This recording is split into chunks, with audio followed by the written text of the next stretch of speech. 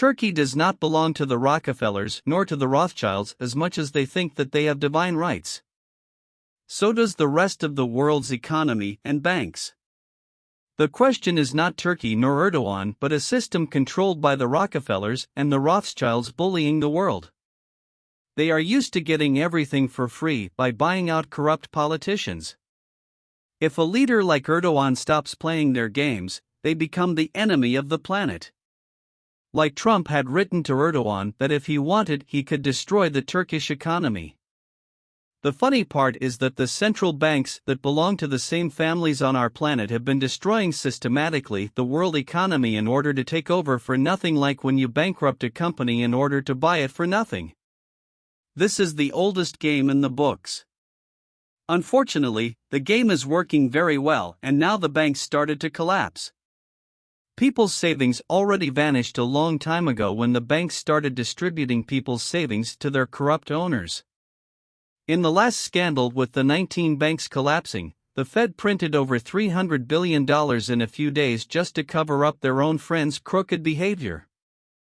It is a question of time before people will realize that their savings have been vaporized by the same families in order to bring them to their knees and make them accept all their orders. The cabal behind the families thinks that Turkey belongs to them and that they own it. I think they will have to change their strategy in order to fight 85 million Turkish people ready for war. Turkey is not Iraq or Syria. Look at Afghanistan, which was purely an occupation for getting their heroin and opium trade versus oil in Iraq. Contrary to the economists' wishes, I predict Erdogan winning the next election in Turkey. Unfortunately, the US and the rest of the Western world do not understand how the Turks think and react to bullying and threats. The US foreign policy, if you can call it a policy, it is based on the my way or highway strategy. People like Henry Kissinger and Zbigniew Brzezinski were very smart strategists that understood the world and different regions, contrary to the cowboys that are running the White House and the CIA. They should go back and start learning from their masters. The last 50 years of U.S. foreign policy have been marked by a series of strategic missteps and blunders. From the Vietnam War to the invasion of Iraq and the failed war on terror, the U.S. has consistently failed to achieve its desired results. This is due to a number of factors, including the lack of clear objectives, reliance on military force to achieve objectives, and an inability to anticipate or respond to the changing geopolitical environment. The U.S. has also arguably been too focused on short-term gains, sacrificing long-term stability and ignoring the potential consequences of its actions. This has resulted in a number of failed interventions that have caused significant damage to international relations and undermined the U.S.'s reputation as a global leader. At the same time, the U.S. has also failed to take advantage of diplomatic opportunities to advance its interests. This includes an inability to effectively engage with adversaries or build coalitions with allies. Additionally, U.S. foreign policy has been overly reliant on unilateral action, often without considering the potential consequences.